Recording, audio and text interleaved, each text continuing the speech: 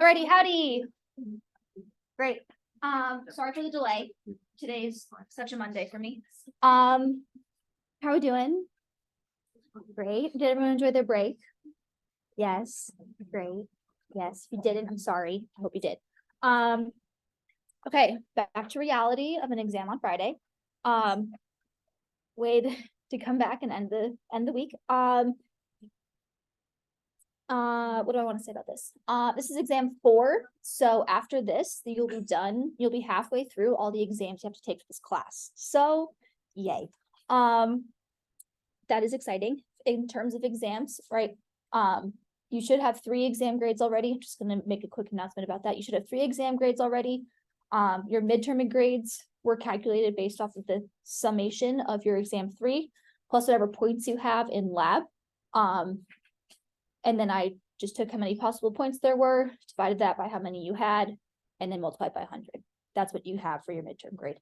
That was then distributed based off of how many of like what the highest grade was, and then right, a percentage of people got A's, B's, and C's.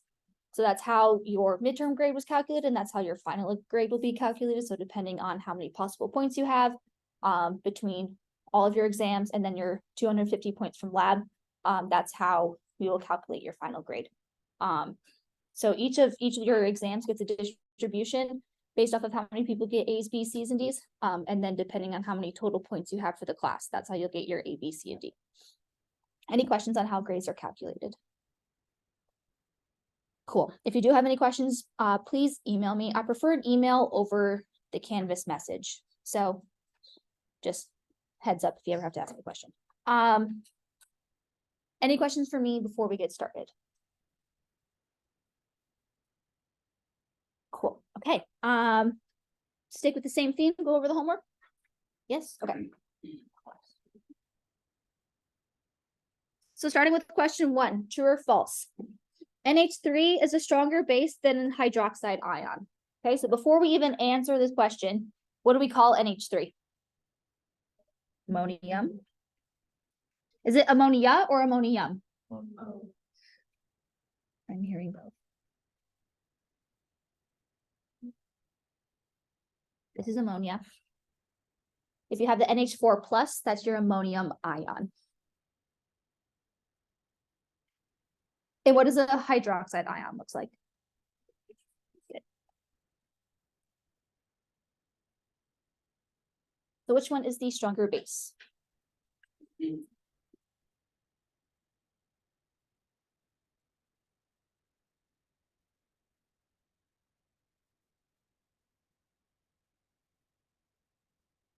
Yes, hydroxide is the stronger base, so this is false. Yeah. Pretty much. A lot of the acids and bases is a lot of memorization in terms of like what's a stronger or weaker acid or base. If we were to look at some trends, right? If we say we have NH3, NH2, oh, sorry, that's not what I wanted. H2O and HF. Which one here is going to act like an acid? HF.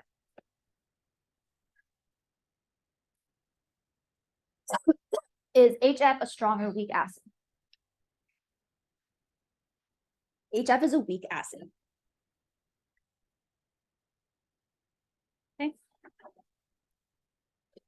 What about NH3? Is that going to be a base or an acid? That's going to be a base. Okay, it's most often going to be a base. It could be an acid, right? We could give up one of those H plus ion or one of those H ions, but it will most likely be a base. It has a lone pair that's really good at accepting that proton. And it also has that lone pair to be a Lewis base and donate that electron pair. Is NH3 a weak acid or sorry, a weak base or a strong base? It's a weak base. Okay. So if looking at the trend, right, we go from nitrogen to oxygen to fluorine. That's going across the periodic table, okay? So as we go this way across the periodic table, what are we doing to acidity? Are we increasing or decreasing acidity? Or increasing acidity?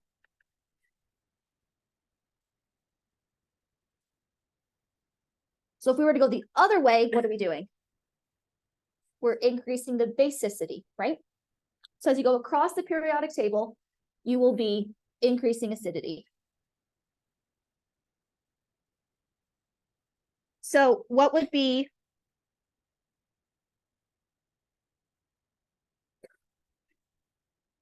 if we were to look at the conjugate base of all of these? What would be the conjugate base of HF?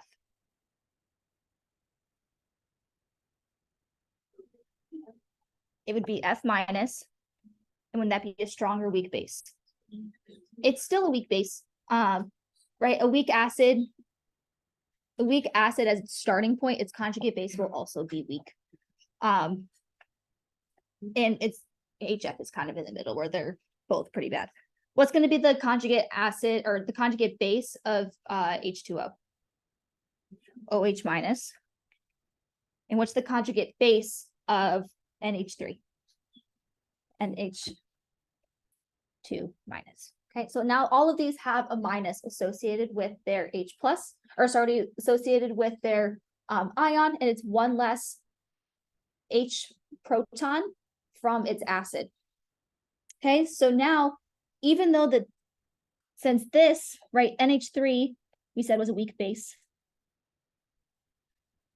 this NH2 minus is going to be a weaker base or a stronger base?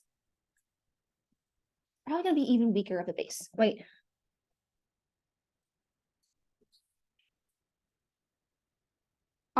Weaker base. I believe this becomes a stronger base. Right? We now have two of those lone pairs, right? We have the minus and we have that H lone pair that we can now donate to be an even stronger base. Okay, so this becomes a stronger base. What does that mean for OH? Do we think we're going to increase or decrease basicity? We're going to increase this as well, right? Now this has an extra minus. This is going to be a stronger base than H2O. Okay, so right, this is very convoluted in the whole thing, but looking at NH3, H2O, and HF, right? As we go across, we're increasing acidity. So as we take its conjugate base, we now have to compare that NH3 to the stronger base of OH minus, and that's what that's looking at here. So although you do need to know that OH minus is stronger, right? You can just know that. You can also look at its conjugate acid. You can look at its conjugate base. You can kind of look at these trends of saying, okay, this is going to be a weaker, as stronger acid as I go across. This conjugate bases will also be weaker acids as you go across. And you can look at those trends there. Okay, you can always relate back to the conjugate base. You can always relate back to the original acid in that original trend. But since H2O is a weaker or is a stronger acid, its base counterpart is going to be stronger than like what NH3's counterpart or NHF's counterpart is going to be. Question, yeah. Right, but we can go, that is true, but you can go both ways. So we're not, as we go from H2O to OH minus, we're not going down the periodic table. We're just talking about in conjugate acids and conjugate bases. But in HF, right, we have HF, HCl, HBr, and HI. As we go down in that corner, we're going to increase acidity as well. So HI is your strongest strong acid that we know, and where HF is going to be the weakest of the halogens. Okay, so you increase going across and you increase going down. Yes. You have a lower pK, right? Yes. Yep. Yep. The stronger something is, the lower the P value is, right? You have a strong acid, then its pH is going to be pretty negative. So that means that its pKa is going to be pretty negative as well, or pretty small as well. Any questions on H1? I know that that was like a lot just for a true false question, but hopefully that shows you something else that you can look at to help the memorization process. Yeah. Yes. Yes. Yep. Yes. Yep. So HF is the strongest acid. So F minus is the weakest conjugate base, and the trend will still apply for the conjugate bases. So as you go towards NH2, that'll increase basicity. Right, so you increase basicity going to its conjugate base, and you increase basicity going to the left. So that's why you're already increasing it by going to OH minus, and then that's like in between whatever, the bottom and then the top one.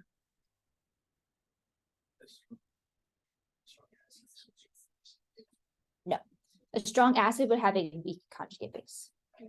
Yes. Yep. If something starts off strong, you'll have a weak conjugate. If you have something weak, then you need to look at your pKa to determine if it's going to be weak or strong. Good question. Anything else? Okay. Question 2. The reaction to finding the strength of an areneous acid Ka is A minus plus H plus goes to HA. True or false? False. Why is this false?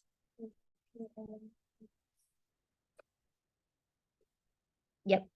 Ka is H plus A minus all over HA.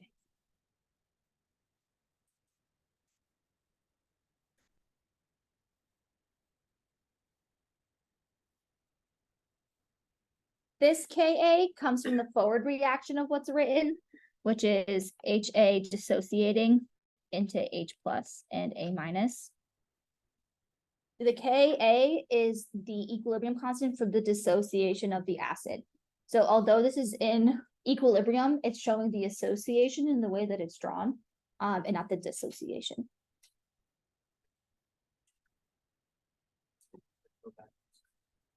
Yeah, you could have the inverse Ka, which would be what is written here. Any other questions on 2? Okay. Question 3, the pKa of CuH2O6 is lower than pKw. True or false? You said true. Can someone tell me why it's true? Right, another one where it's just right something you know it's not 14. Can someone, what is this complex here?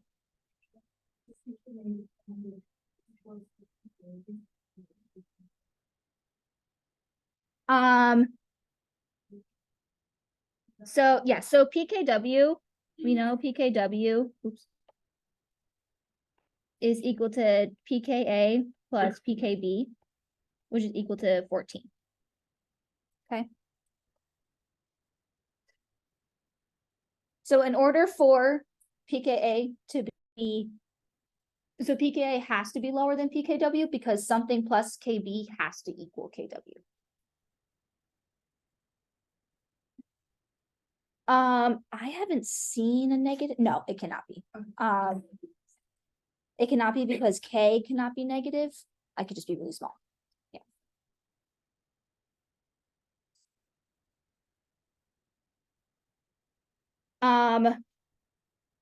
Yes.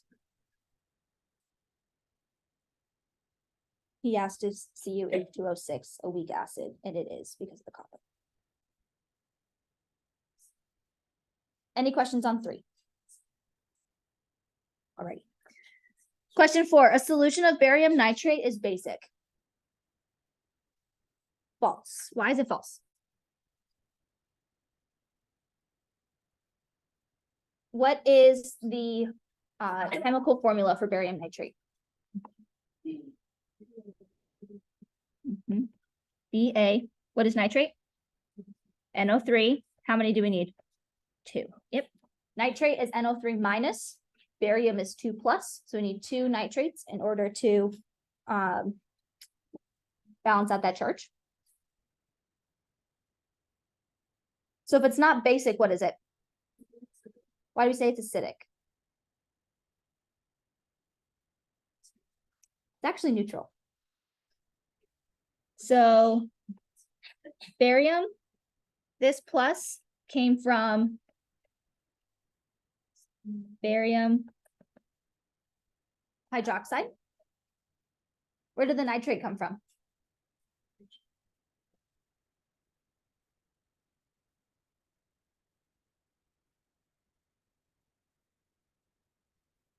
Came from nitric acid. What is barium hydroxide? Barium hydroxide is a strong acid. What is HNO3? Strong, oh, sorry, call this a strong acid. This is a strong base. This is a strong acid. If we have 2 strongs, what do? They neutralize. So this is actually a neutral salt.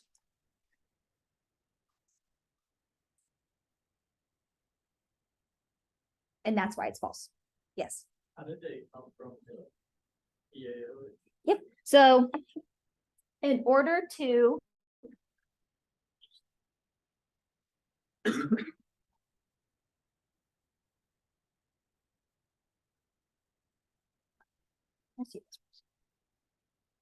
so in order to make a solution of barium nitrate, we're saying that we have barium nitrate, which is aqueous, right? That was solution. So if it's aqueous, what is it dissolved in? It's dissolved in water. So that means we're telling you that this is also an H2O.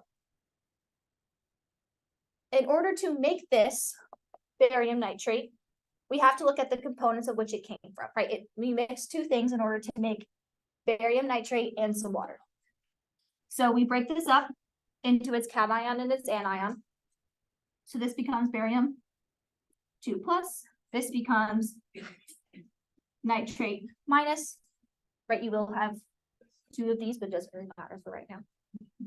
Okay, and just because we're in like acids and bases, you can think of how you would switch your partners in order to come from, like, what did this come from? So, right, barium had to do something with the water, nitrate had to do something with the water. So barium had to come from its base component, because in terms of acids bases, your cation will come from your base most likely, and your anion will come from your acid most likely. So think of what base involves water, and that comes from OH. You're gonna say this is barium hydroxide. And then same thing, what acid can you get to from here? This would be nitric acid, HNO3. Right, you could do the same thing if I said,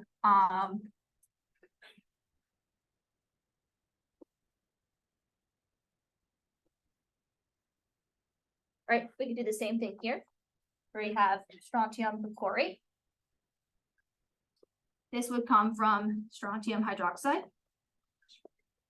What would this come from?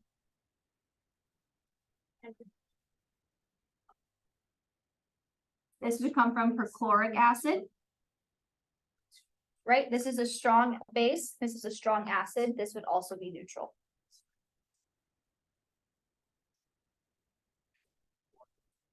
Yes. So, like, there are multiple forms of different, right? Like, there are strong, Yes, yep. about this SR, Because it's with water. If you said you had a solution in ammonia, or you had a solution of something else, right? Something else would be in solution with it, then it might not be from this base. But because we are in solution with water, because it's just an aqueous solution, we know that the only thing it could have come from is that water component. so whenever we have some markers, we have some. Yes. Yep. Yes. Yep. And these types of questions, when you're looking at salts, it'll be in water, something with an OH. The only thing that could be a different salt is if you had a starting salt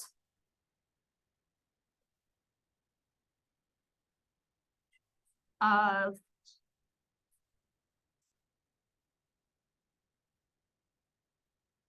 something like this. Right? What would this break into? This would be NH4 plus and ClO4 minus. So what did NH4 plus come from?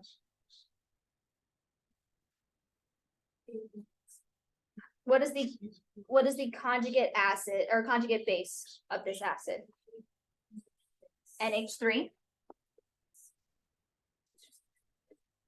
What's the conjugate acid of this base?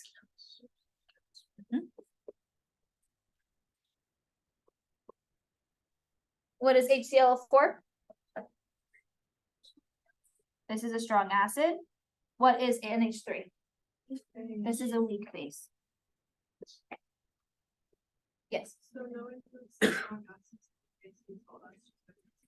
Yes, this is just memorization. The strong, if you only memorize your strong acids and your strong bases, then everything else is considered weak. So you don't need to necessarily memorize any weak things. You just need to know your strong ones. Yep. So what would this salt be? This would be an acidic salt.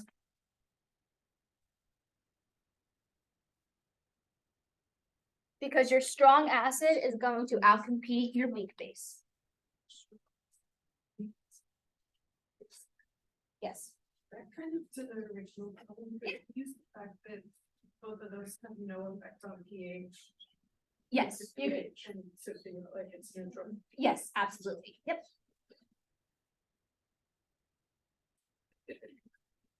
Okay, what questions do we have? Everyone follow, makes sense?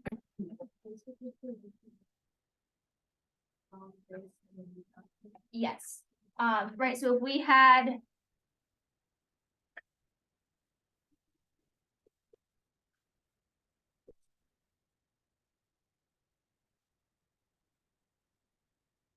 Right, and this is in water.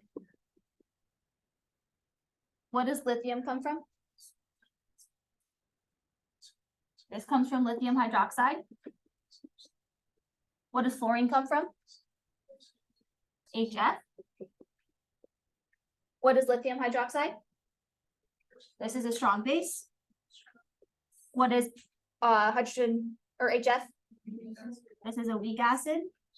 So what is this salt? This is a basic salt.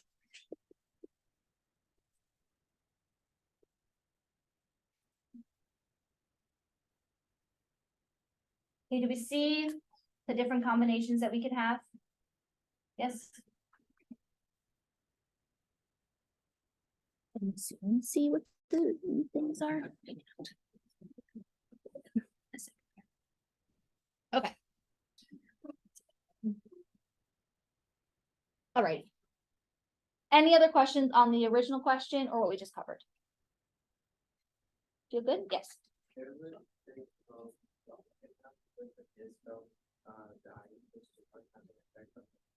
Mhm. So like you just learn them and hold the method and not that it's part of that. Yes. Yep. That is also true.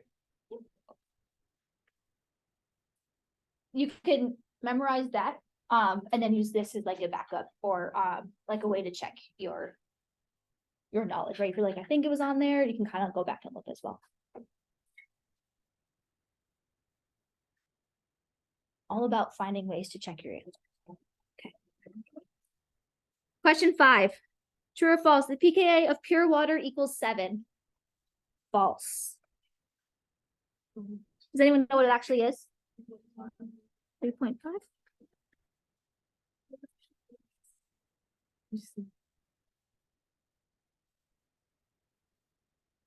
How would you find what the pKb of this is? Yep, you could just do 14 minus 3.5. Because we know that pKa plus Kb has to equal pKw, which is 14.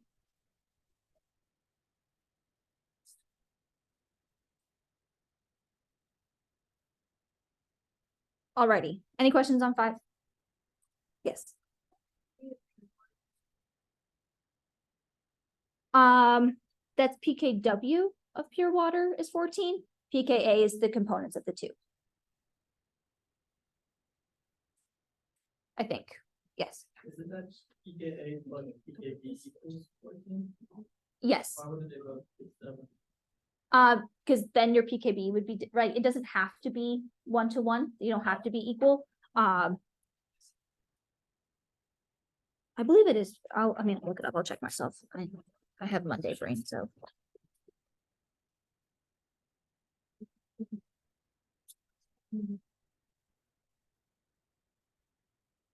I'm sorry.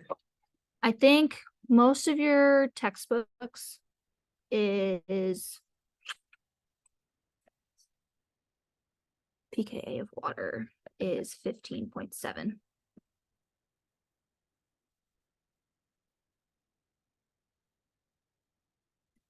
Yeah.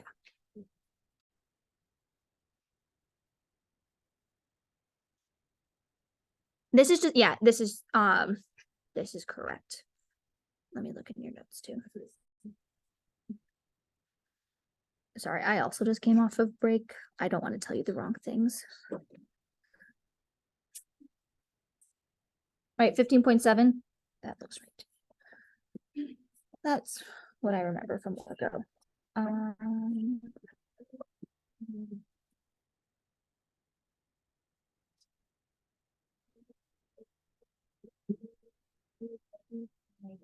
Yes, it can be because they will equal each other at some point.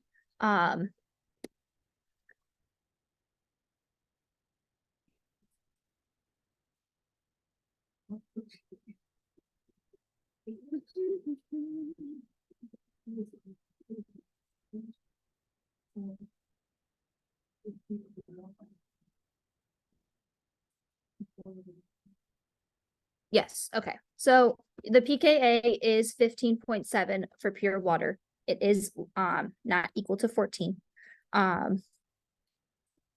And this has to do with a lot of things that you don't really need to know for this class. So as long as you just know that it's not 14,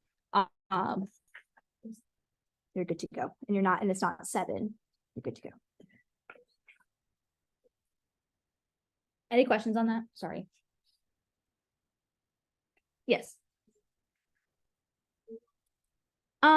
No, it will mostly ask for pKa. That's really what we care about in terms of water. Yes. Yes.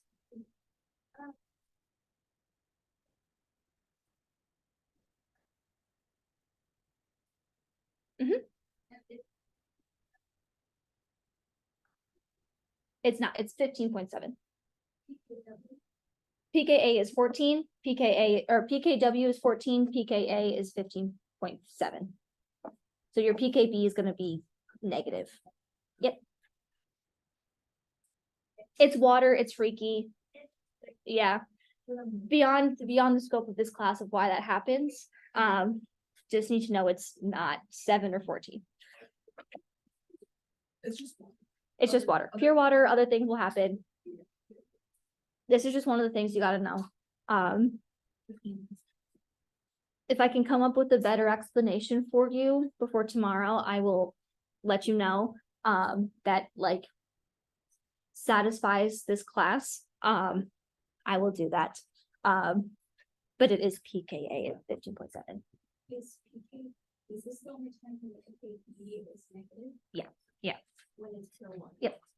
Water does weird things. And if you find something on the internet that totally discredits me, please share it with me. I'd love to be told I'm wrong. It's all part learning. Okay. Any other questions? Okay. Question 6. Nitric acid is the conjugate acid of NO3 minus ion.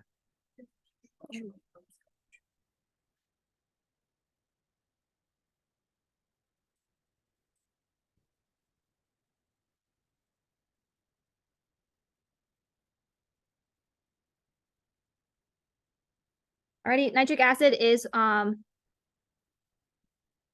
of your strong acids.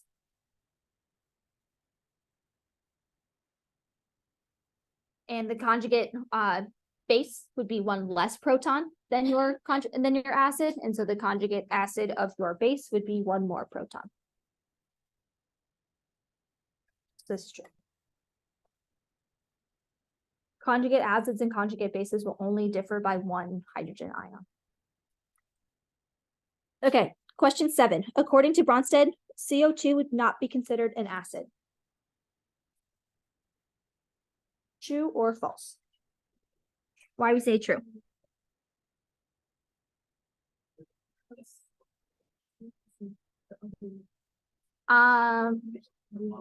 You're adding a little bit too much information. So does anyone know what a Bronsted acid is? What's the definition? It is a proton donor. So what is a Bronsted base? Proton acceptor, okay? Is there any proton in CO2 that can be donated? No, there is no proton to be donated, so this cannot act as a proton donor. So it cannot act as a Bronsted acid. Therefore, this is true. Because we're not considering an acid. Back to our, oh, never mind, screw that. Screw that comment. Okay, questions on 7? Question 8, HI is stronger acid than HCl. This is true. Yep, it's lower on the periodic table. As we go down the periodic table, it will increase your acidity. No, but it's the strongest acid you need to know.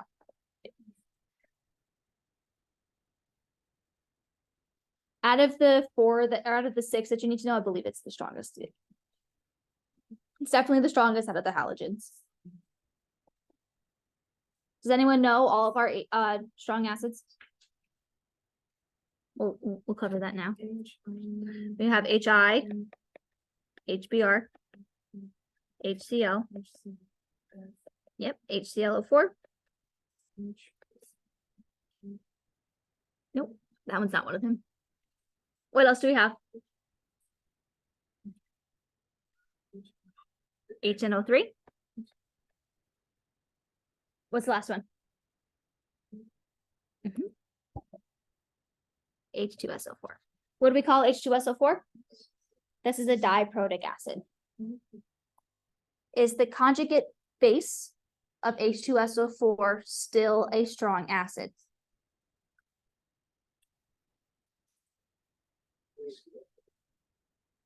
Right, what's the conjugate base of H2SO4? HSO4 minus. If we have a strong acid to begin with, what's our conjugate base going to be? Weak, right? So we have a weak conjugate base. Okay, so H2SO4 will fully dissociate into H plus and HSO4 minus. Equilibrium will form between HSO4 minus and SO4 2 minus.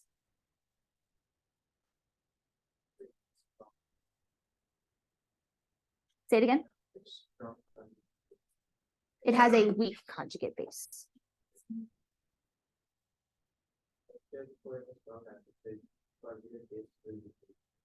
Yes.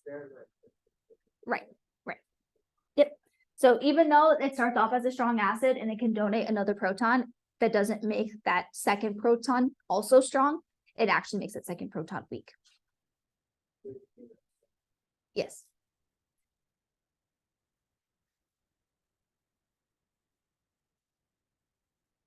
Any questions on our strong acids?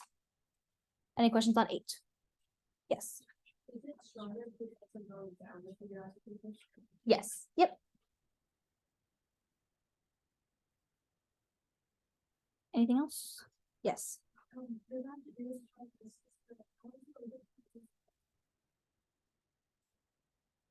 Yep. So I gave us a figure out.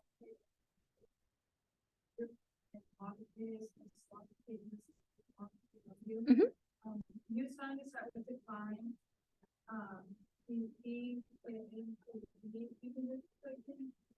For that KW. Mhm. So I did this with water and like how. Yes, so water has a pKa of 15.7. And so its pKb would be negative in that case because pKw would still equal 14. Just for pure water. That's the only pKa you'll need to know. What is that 14? The 14 is for Kw, for pKw. Right, so we're saying that Ka, pKa is 15.7 for pure water. pKw is equal to 14 for water, right? So Wa is different. I don't think you'll ever have to use this other than to answer a true false question. If you know that pKw is equal to pKa plus pKb equals 14, you should be golden for all your questions. Okay. Do you have another question?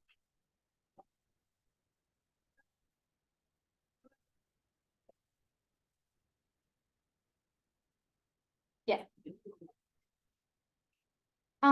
Probably because it's not really important. This is, you use this a lot in like organic chemistry, terms of talking about acids and bases, looking at the pKa's of everything. Right now, like, don't even worry about this. Yeah, don't worry about this at all. Like, I'm kind of angry that he even put it on the homework anyways. As long as you know that pKw is equal to 14, which is equal to pKb plus pKa, you're great. That's all you need to solve your questions. Yes. Sorry, I just want the conjugates. So you said that you can conjugate with a strong acid, that's when you take away a hydrogen. So when you add a hydrogen. Yep, so your conjugate acid and conjugate base are going to differ by just one proton. So if you have, if you have HA minus, right, if we're going to have the conjugate acid, that means we're going to be adding a proton because your conjugate acid should have one more proton than your conjugate base. So the conjugate acid here would be adding one proton, which says we're going to have H2A. Right, so we have one extra H compared to that middle portion. Your conjugate base will be one less proton. So if we took away the proton, that would be taking away the base, or taking away the H, we would have A2 minus. Okay, so if you go from left to right here, the conjugate acid of A2 minus is HA minus. The conjugate acid of HA minus is H2A minus, is H2A, right? If you went the other way, H2A, the conjugate base of that is HA minus, and the conjugate base of that is A2 minus. Yep.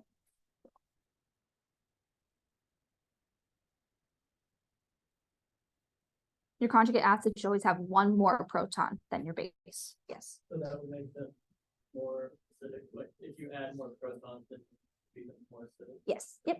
So then when you lose More basic. Yep. So as you go from acid to base, right, you're getting more acid-like in its nature. Yep. for Arrhenius, though, I thought base had to do with like OH. Yes, that's just for Arrhenius. For OH, right, that's like where your 6 strong acid or 6 strong bases come from, where they're adding hydroxide ions into solution. So if you see something with an OH attached to it, would that make it stronger? Or is that just... Those are just memorizing your 6 strong bases, and those are lithium hydroxide, sodium hydroxide, potassium hydroxide, calcium hydroxide. I think it's barium is next. Right. Sorry, strontium, and then barium. These are your 6 strong bases, and I wrote them like this because this is how they appear on your periodic table. So you can just like visually see your 6 strong bases.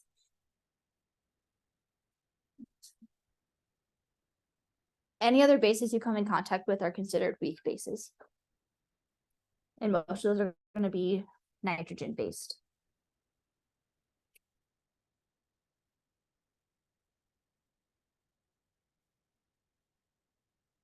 Any other questions? I know acids and bases can be very hard.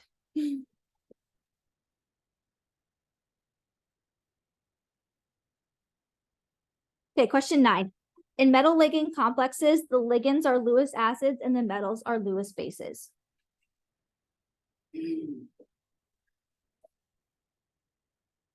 And why do we say it's false?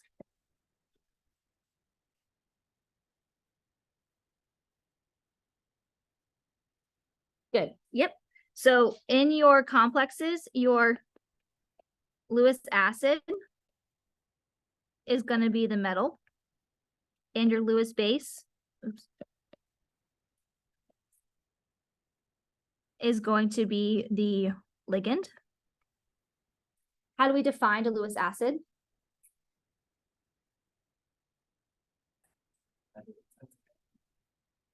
It's an electron acceptor.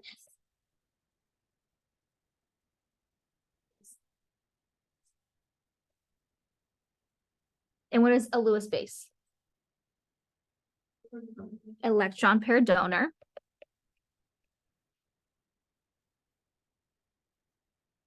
Okay. So a metal, right, is usually something like a copper 2+. If it's positive, does that mean it has more protons or more electrons? It has more protons. So does that mean that it can have electrons to donate? No, right? It's going to want to stay neutral, and so it'll accept more electrons in order to neutralize its charge. Okay, it's happy in that 2+ state, but it can neutralize its charge by accepting some electrons and being complexed by a ligand. Okay, a ligand will most likely, bless you, have some sort of negative charge to it. Right, could be like a polyatomic ion or some sort. And those will usually have an electron pair to donate. Yes. Is lithium to be complex? Yes, ligands are nonmetals. Yep. Yeah. Or can they be transition? Most likely not, because your transition metals will be cations, and those will not have any electrons to donate. Good questions. Anything else on metal ligand complexes? It's a whole field of chemistry if you want to go into these. I'm not one of them. Anything else? Okay. Here we go, meat and potatoes. Question 10. Which of the following statements regarding acids and bases is or are correct? Okay. The bisulfate ion, HSO4- is amphiprotic. Why is it true? Yep, it's an intermediate, can act as an acid, it can act as a base, it could donate a proton, it could accept a proton. Okay. This is true.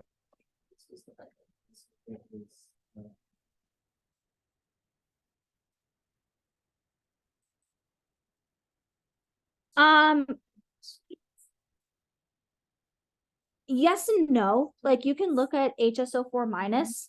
If we just break that down, it has a proton, that H, to give up, so it can act as an acid, but it also has that negative charge that can be neutralized by addition of another proton. And so since it has both of those, then that makes it both an acid-like and a base-like. Questions on HSO4-? Yes.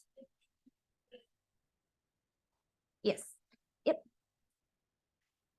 Right, so if we went to our example here, that HA here would be amphiprotic.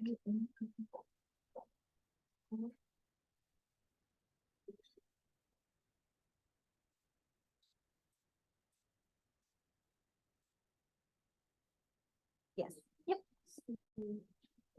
Right, it has this specific example acts as all of our things. Right, it has an electron pair that it can donate. It can have an electron pair that it can accept. And then it can also increase H+ and donate that proton, or decrease H+ and accept the proton. Yes.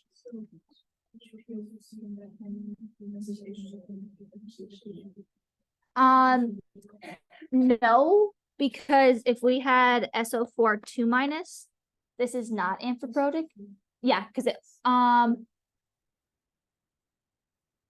also no, because if we had NO3-, right, that's just one, it doesn't have a proton to donate anymore.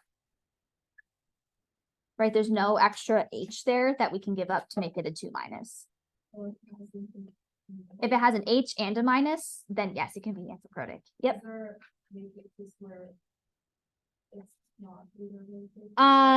Yes. Yep.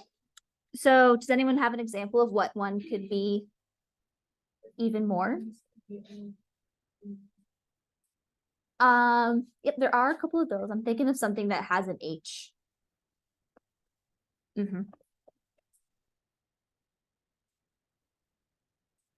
PO4? Yeah. Right, so if we have phosphoric acid, this can become H2PO4- or HPO4-2- or PO4-3-.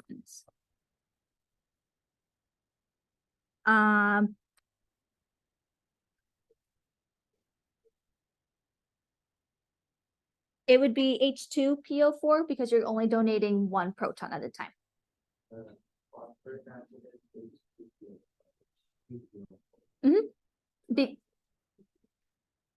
Well, it's like it's changing. You wouldn't call it phosphoric acid every time. This changes the name as you decrease the number of protons.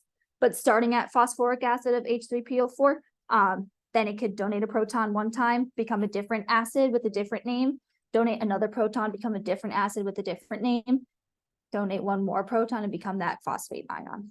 So, the fact that they always ask us about H2PO4 minus, they're not going to ask about H2PO4. Probably not. They would probably not. Yes, right. If they said H3PO4 is anthropotic, that would be false because it cannot accept any more protons. Yes. Yes.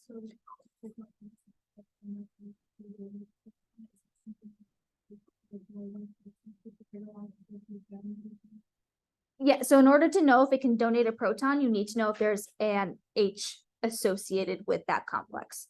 So since we have an H3PO4, we have 3 of them, we can donate up to 3 protons. Right, because that proton is just that hydrogen ion. Yes. For in terms of like Bronsted acids, yes. When you talk about Lewis acids, you can have something that's an H that is not, or you can have something that's not an H that's still acting as acid. And that's where like those metal ligand ions come into place, because your copper is acting as the acid, accepting a proton or accepting an electron from some base-like component. Yes. So now I'm studying the question, so what is it not? Yep. So these two would be amphiprotic. Because in both cases, you can either go up one or down one. So if the Does it have a proton to donate? No.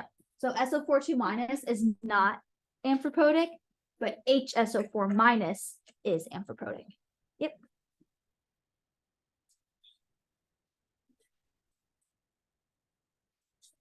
Okay, head spinning. Are we feeling okay? like the max, but As far as I know, yes. I don't know of any polyatomic ions that have a 4 charge. I don't think there are any, so probably 3 is the most. Okay.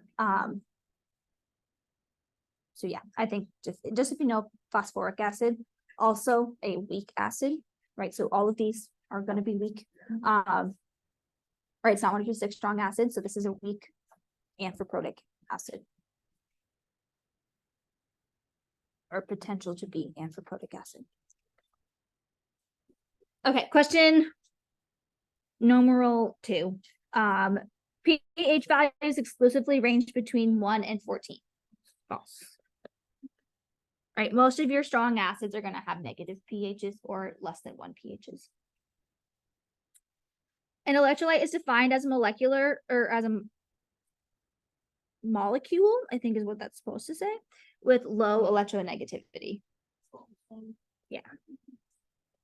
This is also false. If you think about right, working out, Gatorade, whatever, if you sweat a lot, you're losing salts, and so they tell you to go drink an electrolyte beverage, right? There's like Electrolyt or Gatorlyt out there at HEB if you need to replenish your electrolytes. Those are all very salty. So electronegativity is the ability to conduct electricity. So your electrolyte beverages have a lot of salts, have a lot of charges in them, allowing for conductivity to pass through them. Yeah, so they would be high electronegativity.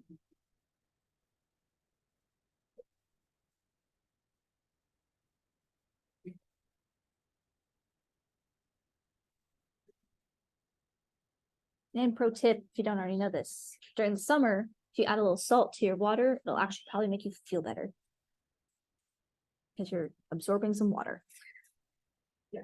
Okay, so if we have true, false, false, what question or what letter is correct? D.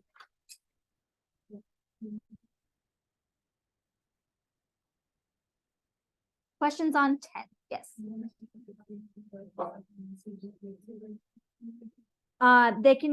You can go from negative to 15, 16, 17. Yeah, it's not bound by 1 to 14. It can be lower than 1, it could be higher than 14.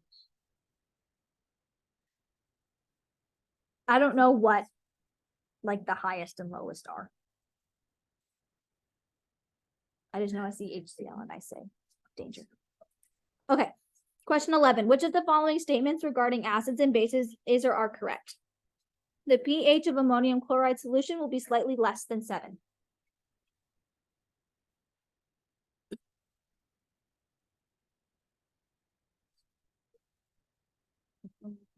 What is ammonium chloride? NH4Cl. Thinking back to what we did over here. Where did NH4 come from?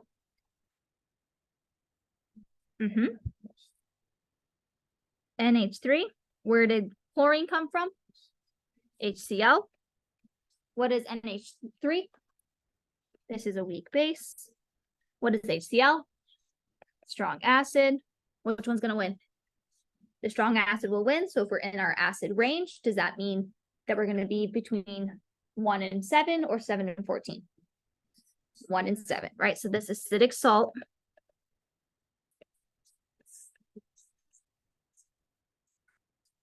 between 1 and 7. So this is true. It will depend on the concentration of both ions. This has to do, you can find out what the pH is in question 13. Not of that specific solution, but that's how you would find to see if it's like slightly less or way less. Okay, number 2, electricity can pass through solutions of sodium chloride. This is true.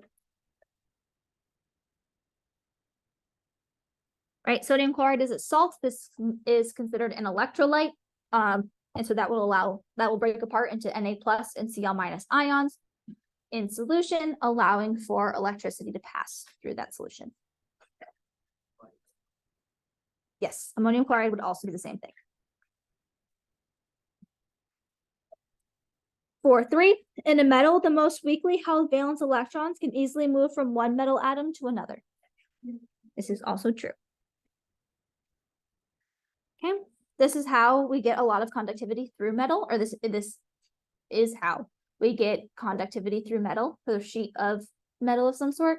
Those weakly bound electrons are bouncing along from each atom to the other.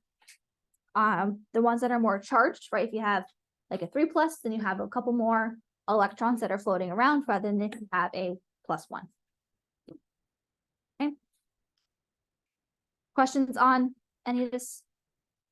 Okay, so if we have true, true, true, what is the correct answer? Okay.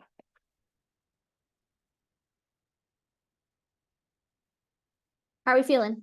I know a lot of acids and bases have been talked about. It's a lot. You okay? Question 12. 225 milligrams of acetic acid was placed in 2.5 liters of water.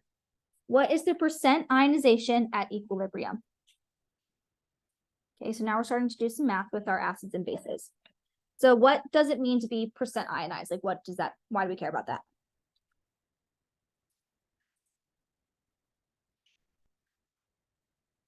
Yeah, perfect, right? So our percent ionization is talking about how much our acid dissociates. Okay. Is acetic acid one of our 6 strong acids? Nope. So we know that acetic acid is going to be a weak acid. If it's a weak acid, what is it going to do? Yep, it'll dissociate less than 100, which means what is going to be formed?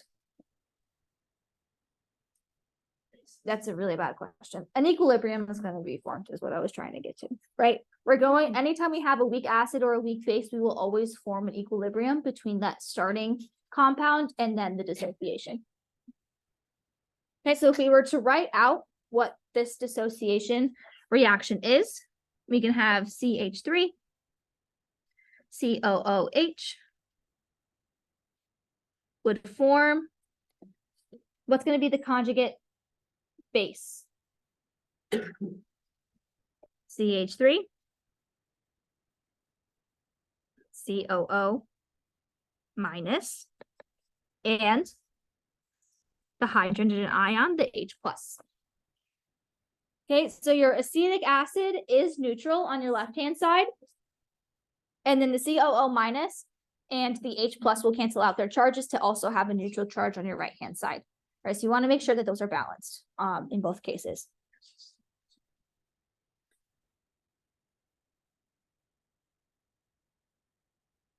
What else do we need for this question? We need molarity, right? We need to know percent ionization. We need to know how much is dissociating, and we do that through concentration or through molarity. Can we get to molarity? Yes. How do we do that?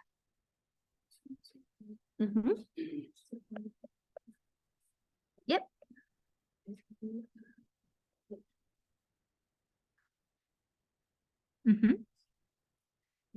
Once we're in grams, what can we get to? Molar mass. I don't know what the molar mass of acetic acid is. Oops.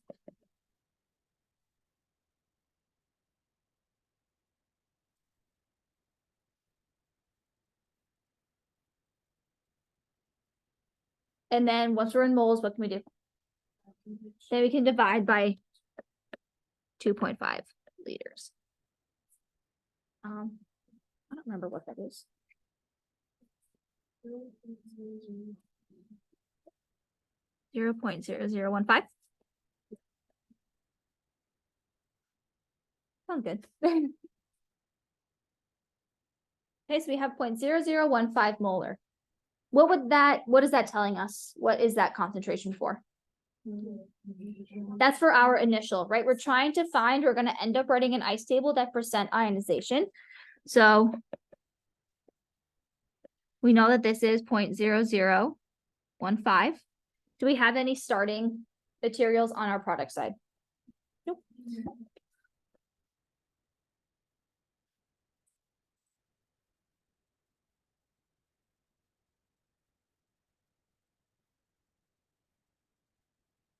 What's going to be our change?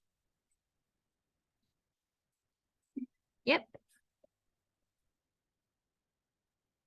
And so our equilibrium will be 0.0015 minus X, X, and X. What in our equilibrium is going to give us our percent ionization?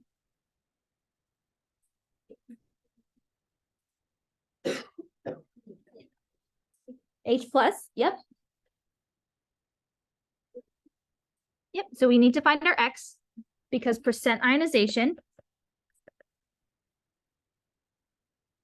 is going to be X over your initial concentration. How do we find X? Yep, so we need, I'm going to lead into 13 because we don't need that space. Ka will be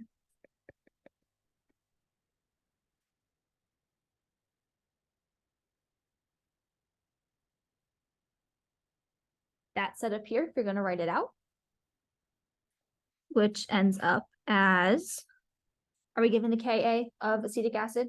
Yes. 5, right?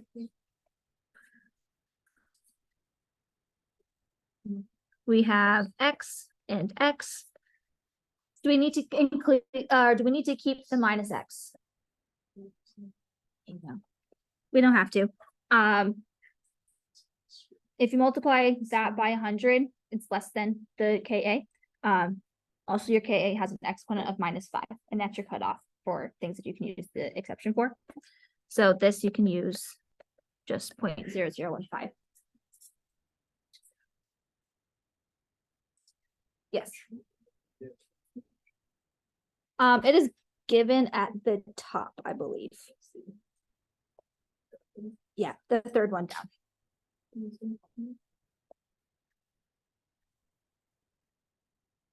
Okay, and then we can solve for X. Does anyone know what X is equal to? 0.00015. Like that? this our answer? Nope. What do we need to do instead?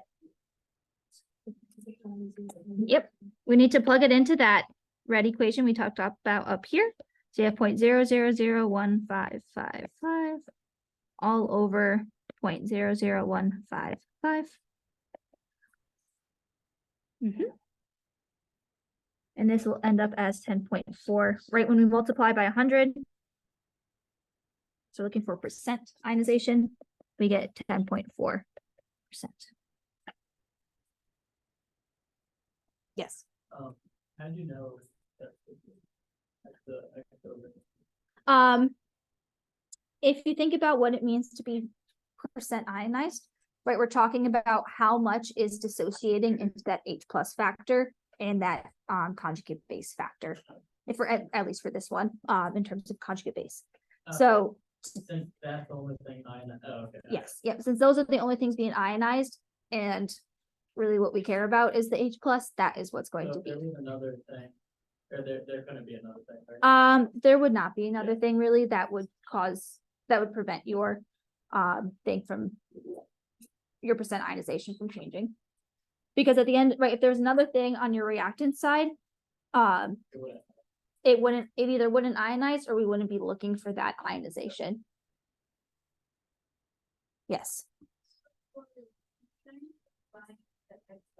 Mhm. Why didn't you use the -x in the denominator? Yep, so you can use the assumption rule that your -x is negligible because your Ka is so small.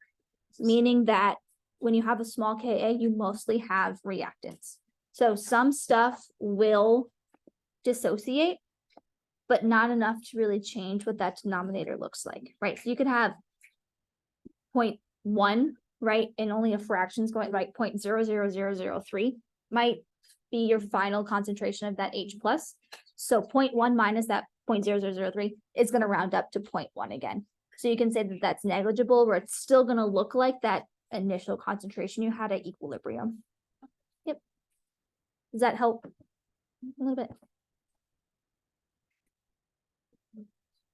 Say it again. Yep, absolutely.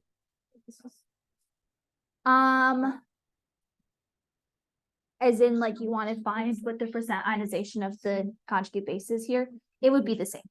So if you had, right, if you're trying to find the percent ionization of a diprotic something, right, your percent ionization of the thing that's 2 would be twice as much as the thing that's the 1.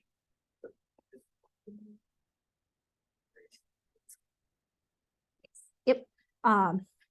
Right, if we had like an example of let's put it down here again. Right, if we were looking at I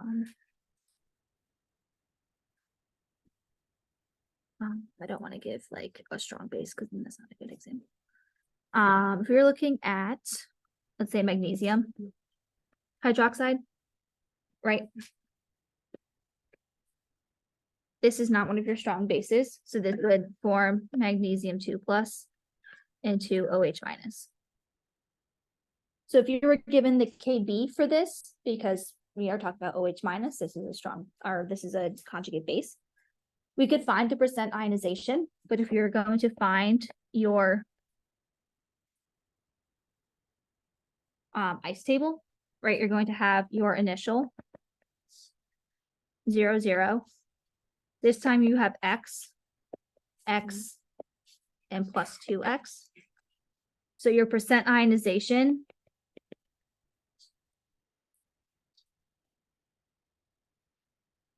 for this one is X over initial, but this percent ionization is 2X over initial. Because you have twice as many ions at equilibrium. So you can find them for both. We just happen to have the same X for both of them. Yes. Yep. So we multiplied the 1.8 times 10 to the -5 times 0.0015. And then X times X becomes X squared. So then you just take the square root of that cross multiplication.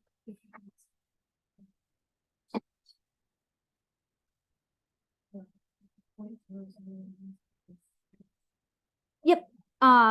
It'll, if you can round it, it should be the same. Yeah. Any other questions? Does that make sense how you would find the other percent ionization for the two? Yes. Okay.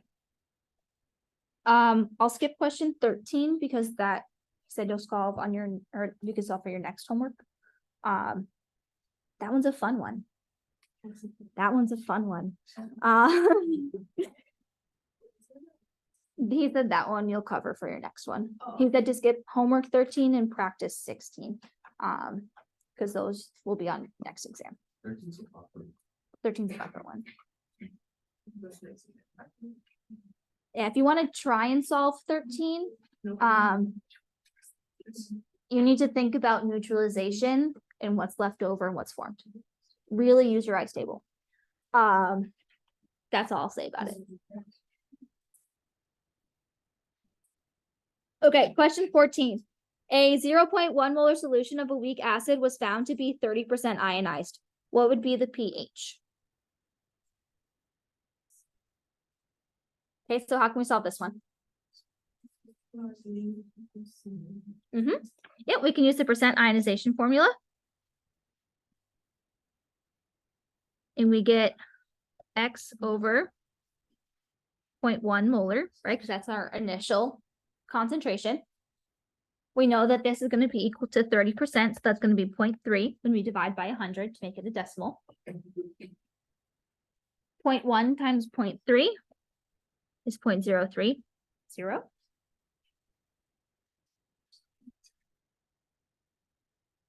What would X be here?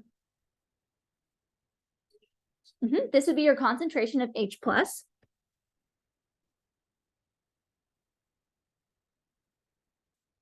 If it just says weak acid, you can assume that it's a monoprotic acid, so you only have one H plus in solution. And how do we find pH? Yep, pH is going to be the negative log of H plus. So pH would be the negative log of 0.03. And what do we get for an answer?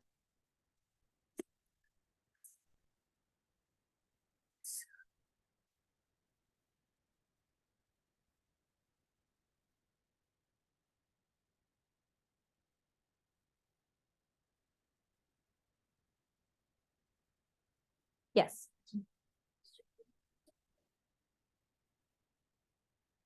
Why is XRH? So if we look back at the blue ice table we drew from the last question, right, we're starting off, if we wrote the ice table for the one that we just wrote, right, we would have a weak acid, would form an equilibrium, that it's H plus and A minus. So if we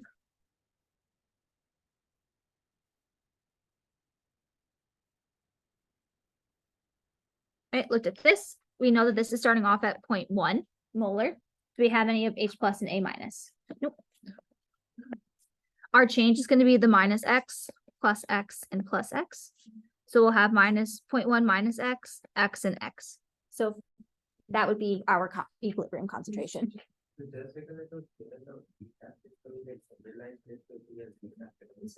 Yes.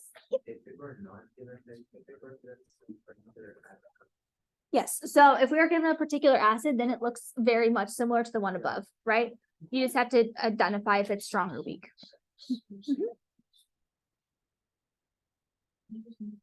Any other questions? Yes. If it gave us a specific acid, we couldn't do it, right? Like we're not solving for, like what would we be solving? So if you gave us, right, you could just plug in the one we just had. We could say a 0.1 molar solution of acetic acid was found to be 30% ionized. What would be the pH? Right, so you could still solve it the same way. You could just plug in any weak acid you have. they could also from there tell you, like ask you for the Ka.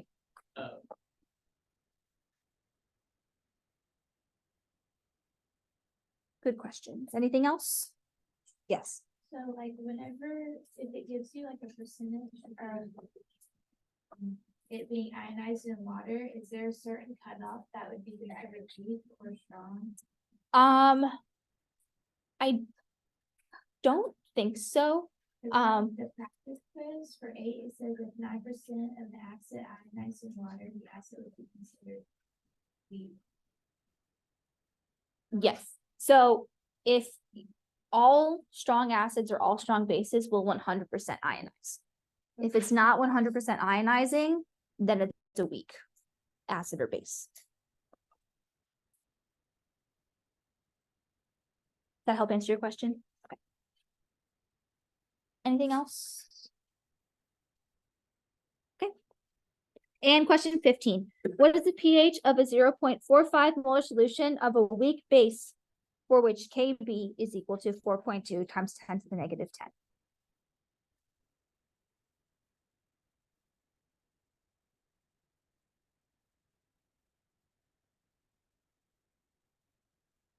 What can we do?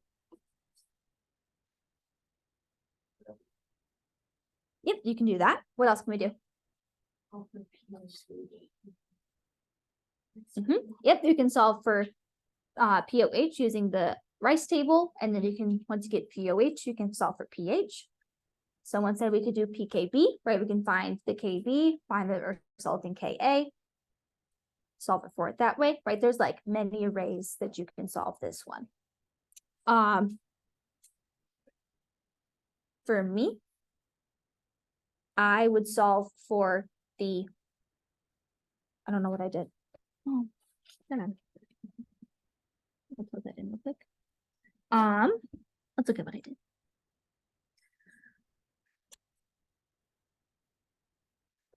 I solved. So I solved for POH and then I solved for pH. So, would you like to do that or would you like to see a different way?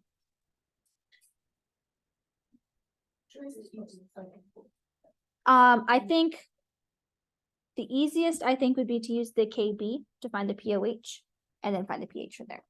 Because that one is right, POH plus pH will equal 14. So I think that's better than scientific notation. Alrighty, so if we were to do this, I would first write out your equation. So you have a weak base, so you have B minus would be HB and OH minus. Right, because there is a water there that I'm just not writing down, but it's water, so it doesn't count, doesn't matter. For your ice table, we know we start off with 0.045 and 0, 0. We have minus x, x, and x. So you have 0.045 minus x, and x at equilibrium. Do we have to include that minus x? No, we do not. That times 10 to the negative 10 is super, super tiny, so it'll mostly stay. So only a small bit is going to dissociate here. We can solve for KB the same way we solve for Ka, and whatever we find for x will be that OH ion concentration. So Kb is equal to 4.2 times 10 to negative 10, which is equal to x squared over 0.045. I forget what x equals here. Like 5 zeros. And then 4, 3, 4.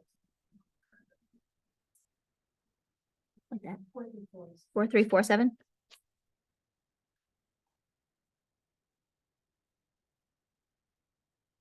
Okay, so what does x tell us? Yep, it tells us our OH minus concentration. So what can we solve for?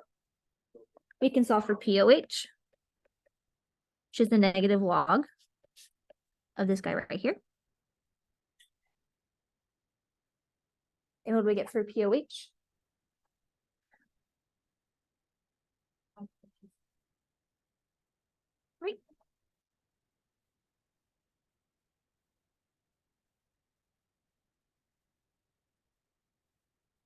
Yep, so then 14 is equal to POH plus pH.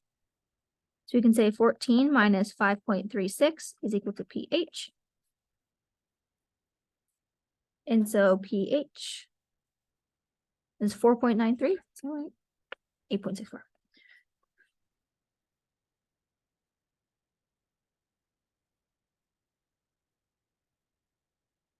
Yes, So you knew you were finding OH because of the base. yes, yep, So if it was an acid, it would be finding H.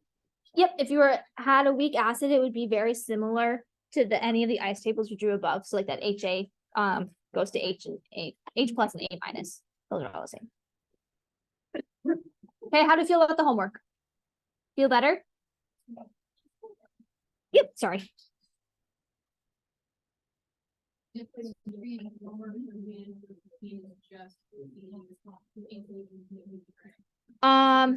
Pretty much, yeah, right, because we can take the pH that we solved directly for the H plus. But this time we're just doing that extra step to get to from POH to pH. Yes.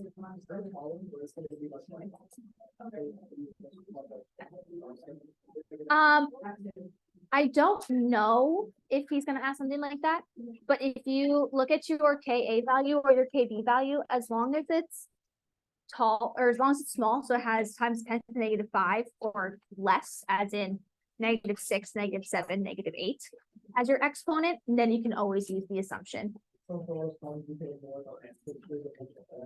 Yep, pretty much, yep.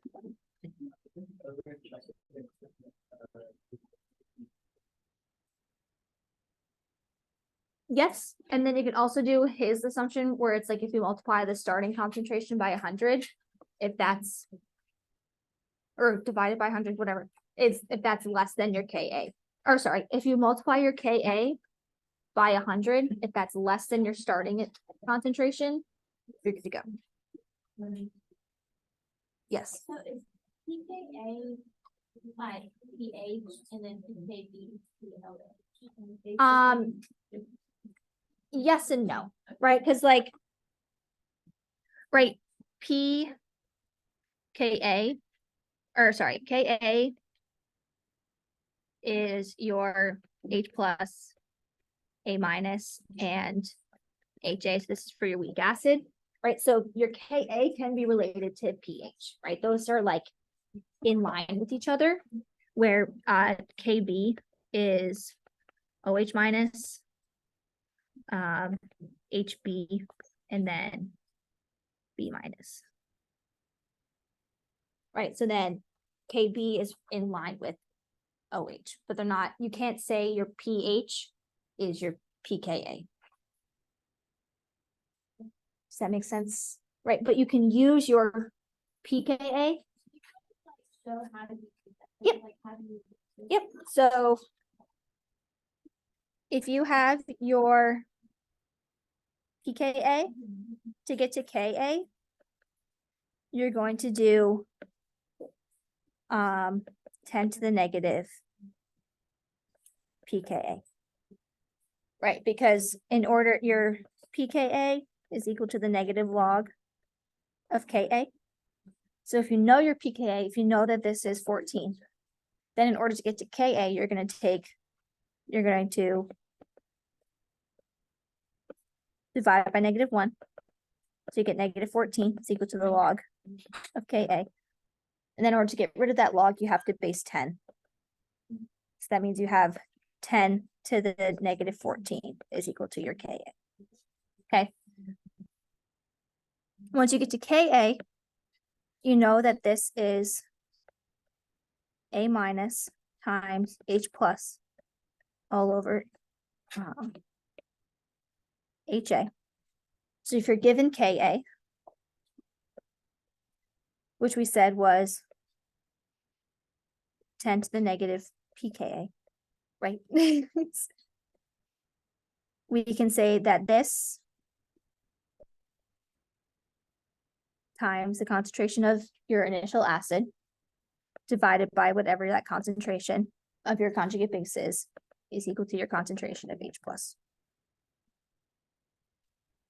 And then you can, once you have that, you can say that pH is equal to the negative log of H plus. Absolutely.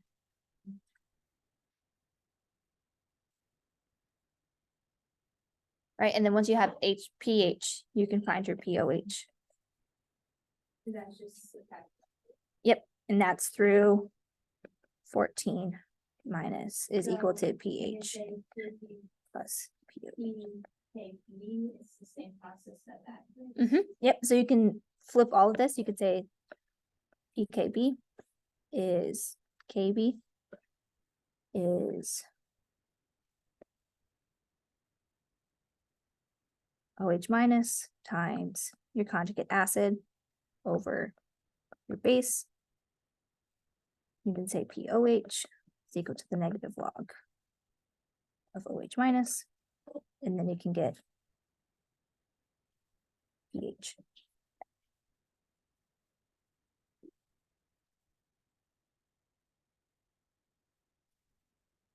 Yep. Because then once you have POH, you could also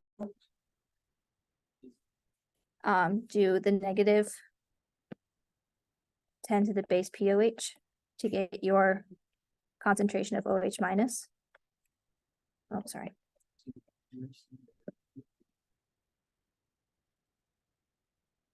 If I get the negative log of OH,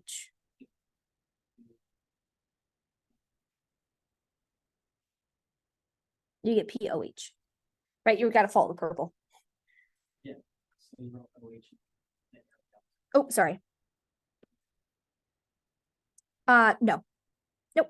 That was right, because if you're saying I take the negative log, right, you have POH, you can equal that to get to the negative log of OH because you just solved for your concentration of OH from your Ka. Oh, you Yep, so right now you get your POH, so then you can go from POH through 14 is equal to pH plus POH.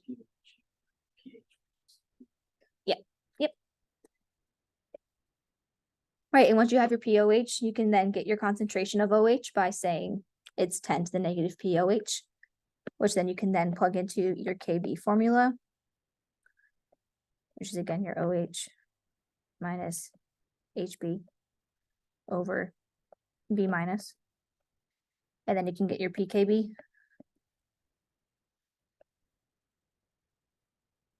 By saying this is the negative log of KB.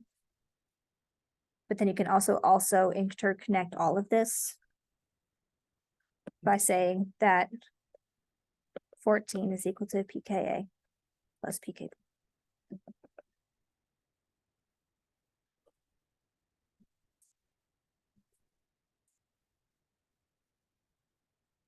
Yep, whenever you see P, and that means negative log, whatever comes next.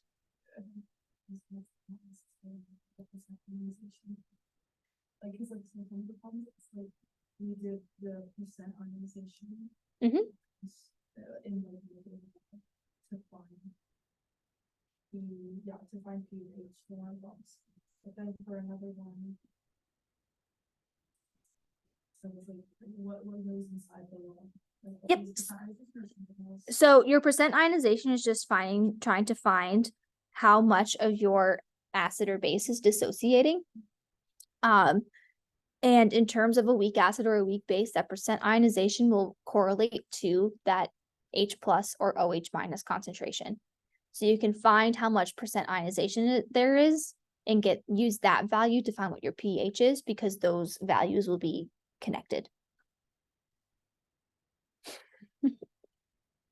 Because we said, right, if we look here, right, the percent ionization we found as X, we want to know how much is percent ionizing. We said that was 0.03. If we were to write an ICE table, we know that we have 0.1 to start off with. So at equilibrium, X is equal to that H plus concentration. So that X value we found from percent ionization is what we're going to plug into our pH, because that corresponds to that H plus concentration at equilibrium. And our H plus concentration at equilibrium is what gives us our pH. Yes, yep. It just means that you have like a weak acid or a weak base, right? The forward reaction and the reverse reaction are happening at the same time. So your concentrations are no longer changing. Yep. And then if there's Yep. So if they're strong, then they 100% ionize. So all of your concentration of your acid turns into the concentration of the H plus ion.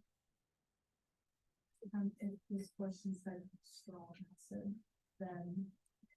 Then you would be 100% ionized. So then your pH would be the negative log of 0.1 because all of your concentration of that starting strong acid turns into the concentration of your hydrogen ion. Yep. Yes. If you were given, like pKa, you were trying to find like molality or molarity. Molarity. Okay. How do you do like the opposite of negative log? So you're going to take the base 10 of it. So that's what I show here. This guy right here. So you have pKa in the negative, which means you have the negative log of Ka. So you want to divide by -1 because you're going to isolate your Ka. And then in order to get rid of that 10, you base 10 it. So it becomes 10 to the power of -14. What if you were given K? And you're trying to find, Is the 10 to -14, is that the concentration? that would be Ka. So then your 10 to the -14 would be, yes. So this would be 10 to the -14 is equal to H plus times A minus all over HA. So you would probably be given HA or A minus, right? Something to solve for, yep, solve for that H plus, and then you can multiply by the volume given to give like the number of moles, right? And that would give you your concentration, and that would give you the moles of H plus that solution. But if you just needed concentration, you could use HA and A minus to find the concentration of H plus. sorry, so. So when it's. Mhm.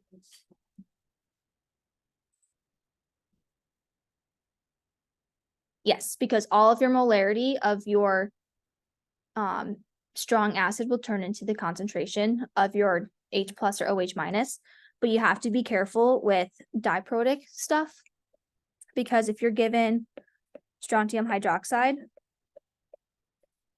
you end up with strontium 2 plus and OH2 OH minus.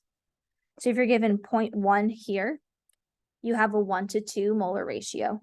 So this becomes 0.1, but this becomes 0.2.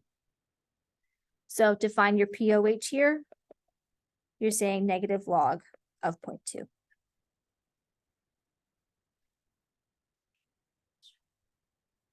Yes.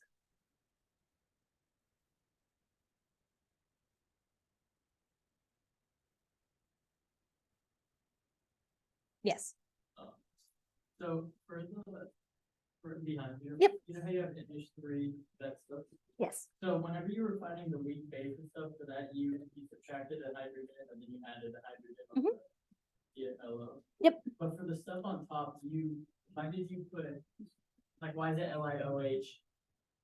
Yep. and So H? Yeah. yep. So those just come from me doing this for a long time. I know where it came from.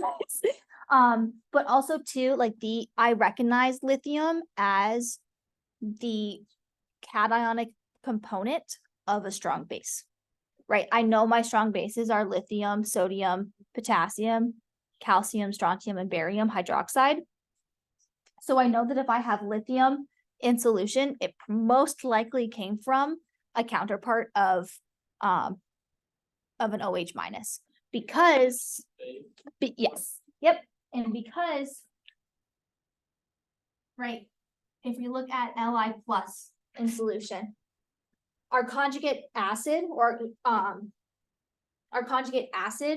would have one extra hydrogen ion, right? So this would turn into HLI 2 plus, this will never happen. Yeah. This can't happen, and so in order for this to be positive, we have to come from something that neutralizes it as a negative. And so in order to neutralize this, it has to come from OH minus, where OH minus negates that positive. You also said that, if you have a strong acid, like on the left side, if you have a strong acid, the conjugate base is weak, right? Yep. Is that the same for a weak base? For a weak base, the conjugate acid will be weak? No, strong. No. So if you have a strong acid, we'll have a weak, I'm gonna call this conjugate base. If we have a weak acid, we can't know if this is coming from stronger or weak without knowing what the actual thing is. But this will be a weak conjugate base. This will form an equilibrium between each other. Because they're both gonna be weak, some will associate. It will be a weak. Yep, it will be a weak conjugate base. If Oh, it was it's a, weak acid. Oh, gotcha. yep, if Yeah, it was a yeah. strong base, then we have a weak conjugate acid.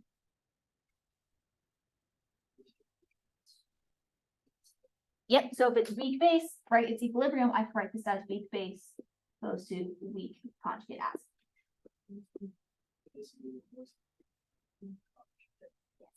Yep. Oh, so because you're separated, like you'll be weaker. Yep. This, right, if you have this case and this case here, one of them will be stronger than the other, but you can never make a strong conjugate something. Okay. It can, right, your weak conjugate base can be stronger than your weak acid, but this will never be strong enough to be considered a strong base. Okay, because, yeah, it doesn't make sense, right? Right. 'Cause if it was, yeah, okay. Yeah, does that make sense? Because, I mean, if you're separated, it's gonna be weaker than the. Yep. Sorry. Yep, and right, if we think about it in terms of like HCl, this will 100% ionize. So you have H plus and Cl minus. Okay. This is a really freaking weak base because if we add this hydrogen onto it, it'll form HCl and will immediately dissociate again, right? Oh, so if you add the hydrogen on it, it'd be a strong acid, Which then dissociates and back to its weak base, Oh. right? So it can, if this forms, it immediately falls back apart again. Okay. Right, so you can never make this again. No more HCl will ever exist because it will just exist as H plus and Cl minus. This might be a dumb question, but whenever stuff dissociates like that, the first one is the H is usually it usually goes acid plus base. Or There's can it be no, base plus it could be base plus acid. Okay. There's not really a convention for it because, Just know if it has hydrogen, it's probably acidic. yes, because right, if we have NH4Cl. Yeah. Right, this is going to dissociate into NH4 plus and Cl minus. So this is your conjugate acid. This is your conjugate base. Right, this is this up here. It'll form HCl with excess H plus and it'll just keep falling, stay as Cl minus. What you'll learn about at the end of, I guess on Monday, Yeah. most likely, is that this NH4 plus, right, this is a weak conjugate acid. This will break apart into NH3 and H plus. And it'll form an equilibrium between these two. Oh, I think. You might have started it a little bit, but right, Well, you can just like keep dissociating. yeah, you can keep right? dissociating And then the them. intermediates would be Yep, yes, amphoteric. Yes, right, and so then in solution at the very end, you're gonna have some NH4 plus because it's not gonna fully dissociate into NH3 and H plus. So that doesn't have to have like an OH on it. The Nope. base doesn't have to have Nope. an OH. Nope. Does the acid have to have an H? Most likely the acid will have an H, Okay. yes, But if it had an OH, it'd be strong. it would be base? strong, And if it doesn't have an OH, then it's a weak base, yep. and if it didn't have a, sorry, I'm so sorry, if it didn't have an H, or it will usually have an H. It will usually have an H for an How do you acid, know if it's weak or strong? cause you just need to know your 6 strong acid. So Yeah. Unless the phone tells you like the kilopasses is like the conjugate of this letter, like, you know, when are we using? We always using them because we're doing like acid bases, so we always use the conjugate. With whatever you do. Yes, yep. So whenever you have a weak acid or base, you'll always be forming its weak counterpart. So whenever you have equilibrium, right, we have our weak acid, we have its weak conjugate base will get formed. That just always happens whenever you have this equilibrium. So like anything. Anything, yep, you can always have a conjugate acid or base of something. Yep. Yep. Yep. Do you have any tips for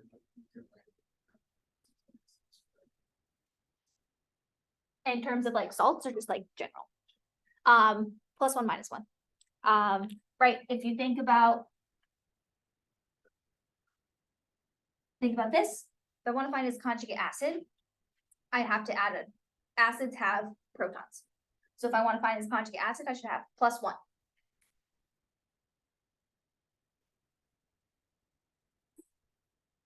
Okay, I now have +1. If I want to find a conjugate base, I need to have -1.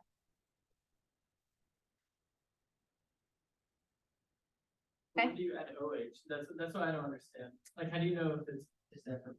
This is for Arrhenius. This is for Bronsted acids and bases, Oh, and it's for weak, right? You need to know if something is strong or weak. If you know your 6 strong acids, you know your 6 strong bases, anything else in terms of conjugate will be fine. Right, if we said this was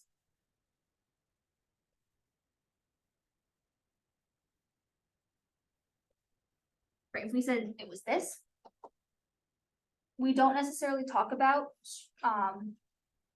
conjugate acids and bases for this Arrhenius base that we're talking about here. Because in order to make this a strong base, this has to turn into calcium hydroxide, which is a strong base. Okay, we can do this, which turns it into a weak Lewis acid. Right, you have, because you're taking out OH. because you're getting rid of those OHs. So now it has electron pairs that it can accept because it has a positive charge.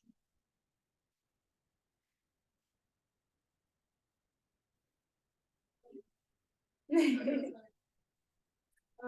class, Professor Wendell mentioned that like a trick to find, I don't know, if it's like strong, I wanted to ask like strong or weak way, because I don't know if those bases are acids or both. He said the number of hydrogens is this greater than equal to 2, means it's strong, it's less than equal to 2 is weak. So I don't know if he meant, okay, is that base acids or both? That's just for anything. You just That's for the. yeah. Oh, so it's in bottom and everything. I have this. Or say, what was your question? Yes. Yeah, right, so this is like when you have like HOCl, right? And then H2OCl. Am I thinking the correct thing? So this is not for any of this? Oh, metal oxides.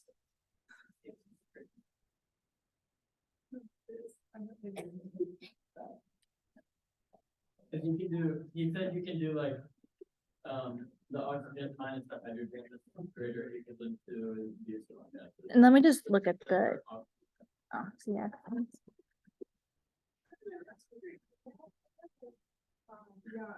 I have 5 emails.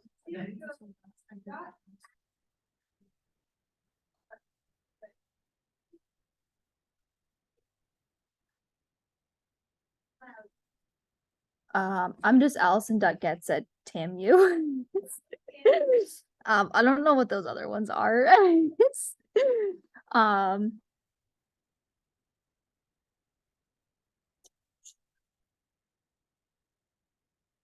oh, okay. Oxyacids are stupid. I think this is like the only time you really talk about them.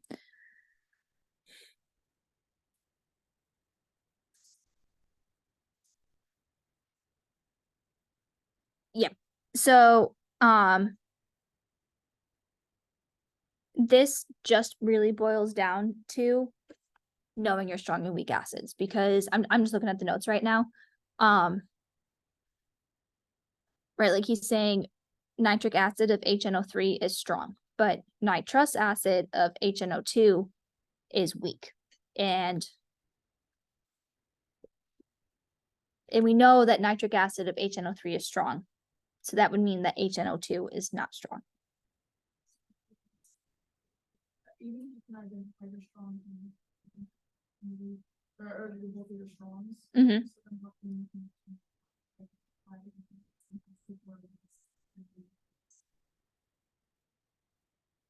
Yes. Yes, but if you don't recognize it as one of your strong acids or bases, it's going to be weak something. Yeah, but then that's something figuring it out.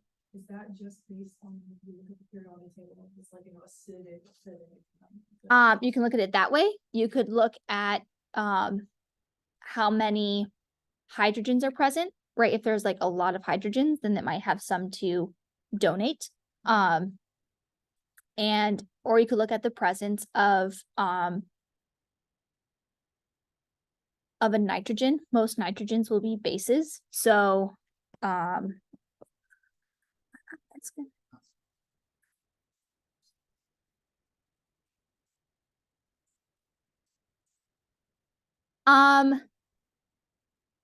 You can as like a double check, but usually one should stay.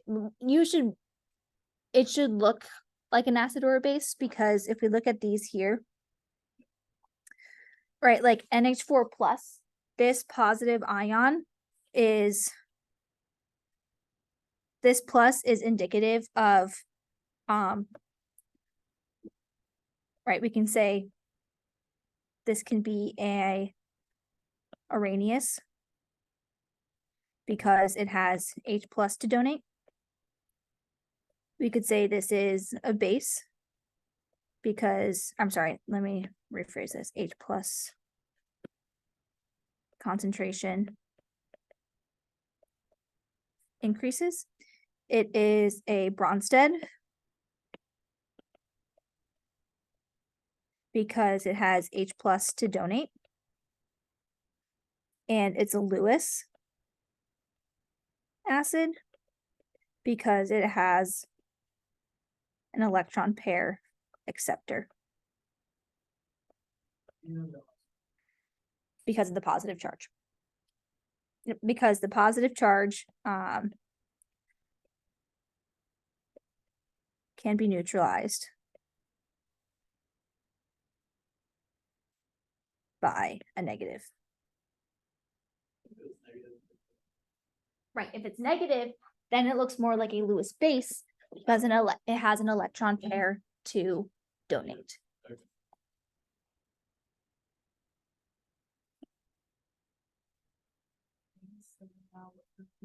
And which one of them do I use? How do I even calculate? Why, like, is it that deep or am I just? No, you're, I think you're overcomplicating it. He gave you a list of acids, common acids and common weak bases to know. And that's mostly what he's going to use. So is this like only applied if you're just trying to figure out whether it's like an acid or a base? Yeah, to categorize them into all three really only applies for the acid or the base. So this doesn't matter. On here, but it's like, oh, there's a specific method to pick ones you get for one standard, that's not a thing. Yeah, it's basically just how they're formulated. The ultimate stuff like the same. Yeah, right. We just categorized NH4 plus as an acid 3 ways. Okay, so. Right, the NH4 plus will always be an acid.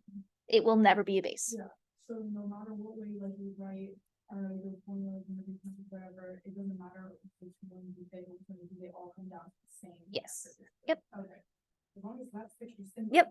Right, so if we're looking at HF, right, this we know is going to be an acid because it has an H plus to donate. Right, if you're seeing an H plus to donate, automatically gonna say it's an acid. Here, what is that gonna be?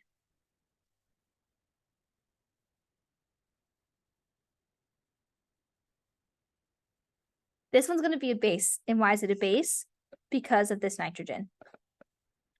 The nitrogen on your NH2, this comes down, right, and it comes down to a lot of how they write it as well. If your H is on the outside like it is here, or like it is here, or like it is here, think about it, picking it off, right? You can pick off that H on the very end. These are going to stay complexed. This is going to stay complexed. Yep, that'll all stay complexed. And so this is complexed. This looks like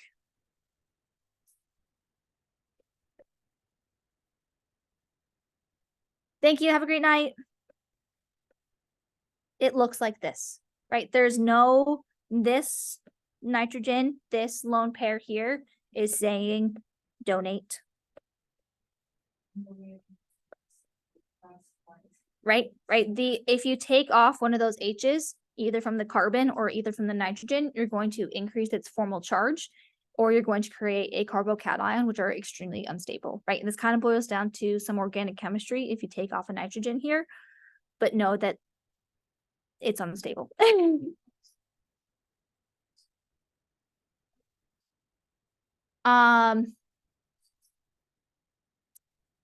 So, right, Bronsted categorizes bases as proton acceptors. So in this,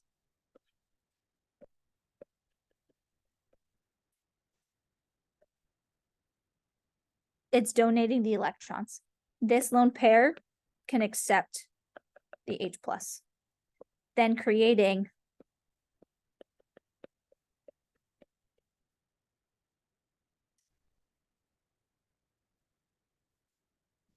which would look very similar to NH4+, which we know is an acid.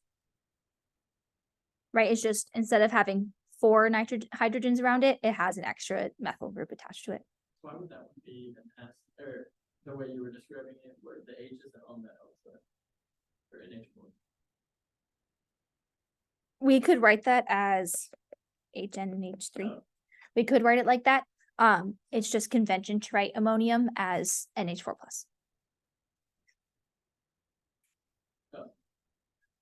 Wait, but could you write H, okay. HNH4, wait.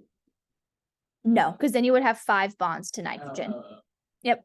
So if we create this purple thing, this now becomes H NH2 CH3. It's just no. Yeah. I promise if you have some sort of nitrogen, it's most likely going to be a base. 9 times out of 10, it's going to be, I would say 98 times out of 100, it's going to be a base.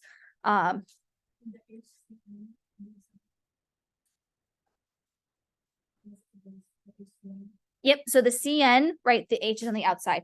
So it's CN, it's on the H is on the outside. That makes it an acid. The CN does act as an acid and a base, but you're given the Ka. So the Ka for this acid here is this number.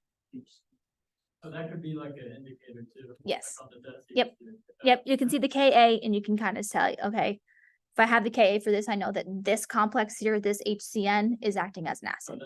Yep. So is it, what N is in the beginning or just N is in it? Has to be in the beginning. It has to be in it. It doesn't have to necessarily be at the beginning.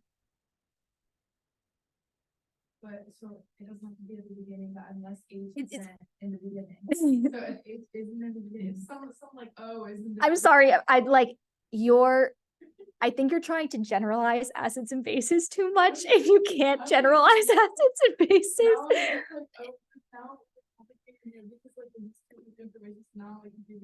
Yeah, I think you're trying to make too many generalizations and then which is therefore To like memorize them. So I'm trying to like, okay, like, so I don't have to go through. the And process. again, yep, but like again, the only thing that you can really memorize is your 6 strong acids and your 6 strong bases. Anything else you come in contact with is going to be weak. It doesn't matter if it's an acid, it doesn't matter if it's a base, it does not matter. But then eventually it's gonna, There's only 6 and 6. matter, because then if it's asking me, it's like, oh, like, is this a, like, what week is it? And I'm like, I don't know, I don't know if it's a base or an acid. Yep, so then that comes down to, right, your NH3, your H2O, your HF, that comes down to the periodic table trends, and the HCl, the HBr, the HI, like it comes into that trends there, where, okay, what can I do to my periodic table in order to manipulate it to look like an acid or a base? Whenever you're looking at the periodic table for how acidic or how basic it is, so it's like, are you just looking at, it's like online, it's not like you can look at them separately and then all of it. Yep, so you're just looking at, The NH3 and the H2O. Yep. Just looking at the O, you're just looking at the N, okay. your, right, this is what your periodic table looks like in the corner. Thank you, good luck. Right, so you know these all have a -1 charge because that's your halogens. These will all have a -2, this will all have a -3, everything else underneath it. So those -3, -2, -1s tell you how many hydrogen bonds it can make. Right, so that's why we get NH3, H2O, HF. The HCN, since we're not looking at the H anymore, then you have CN. So then, Yep, so and then that comes down to, so then you can't look at the periodic table anymore, you have to use some other method to determine whether. yes, and so because HCN, right, HCN looks like this, it has this lone pair on your nitrogen, it has a nitrogen, it can act like a base. It also has this hydrogen, it can act like an acid, it will do both. In this case here, we're given the Ka. The Ka is the acid dissociation constant. So it's talking about H plus going into Cn minus. Looking at it, and you know, now I have to go into this dot structures and lone pairs, because I don't want to look at that. That's why I'm trying to find tricks, because I don't want to resort to that. Yeah, and go ahead. Yes. No,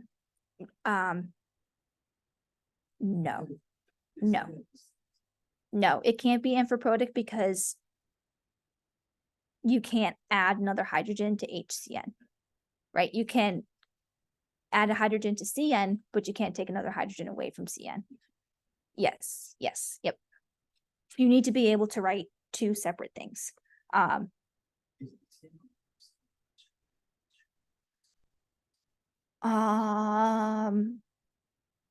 I don't know. It's cyanic acid, I think it is. When it's like this. And then CN is cyanide. So I don't think it's there. But like, right, if you're trying to solve for a trick, if it's given Ka, then you know you have to write the acid dissociation constant. Right, you have to say, okay, this is giving up an H plus ion, so it's acting like an acid in this case. Does that help? No.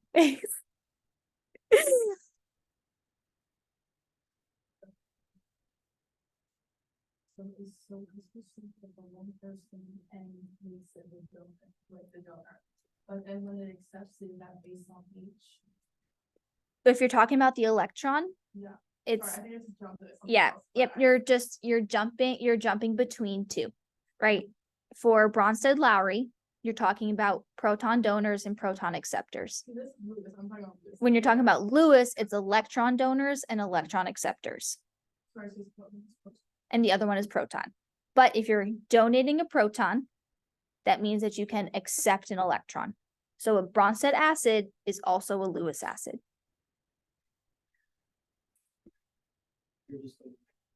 They're looking at 2 separate things. Yep. You're looking at either a proton or you're looking at either an electron. They're so hard. I'm so sorry. It's so hard. There's so much. There's gonna be like rules and there's gonna be like things to memorize and. This paper looks wild now.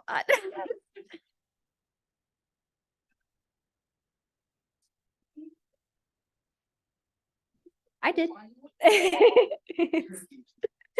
I took Gen Chem at one point. That's not discrediting anything that you're doing. I was a biochem major. Yes.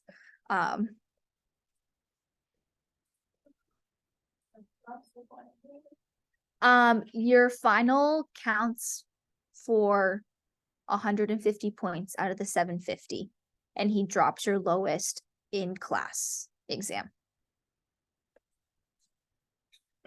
Alright, so is this the equation that you did to find X? Yes. Because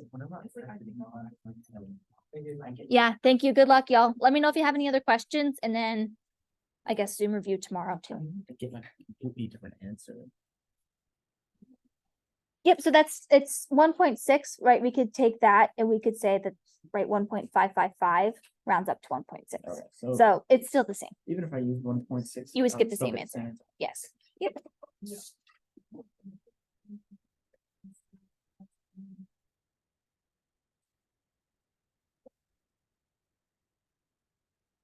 It's very hard to think about acids and bases generally. No, but like now I'm just, I feel like I'm gonna second guess myself because everything you do is based off of if it's an acid or a base. Unless the problem tells you this is a weak acid, this is a weak, it's like, I don't know if it doesn't tell you that, and then I have to assume it, everything I do just from that wrong assumption is gonna like lead me to do. Okay, so have you done the practice exam yet? No, not Okay, so when you do the practice exam, if you come in contact with one of those questions and you're like, I don't know if I should consider this a weak acid or a weak base. Or I don't know if I should consider this an acid or a base, period, right? Right, think about what we talked about, think about the H's, think about the N's. If you still don't know, if you still can identify it, send me an email and say this question is what is an example of what I'm having trouble with, and I can try and walk you through it. so, sorry, just like to sum up, so the H in the front. Yes, And then the N in it somewhere. Yep. Is a base, Yep. but not always, because if the H is in the front, whether it has an N in it, it's still like an acid. yes, And then if the N is in front, it makes it complex, and you can't remove that, and it's something to decide whether. yes. I think you know more than you think.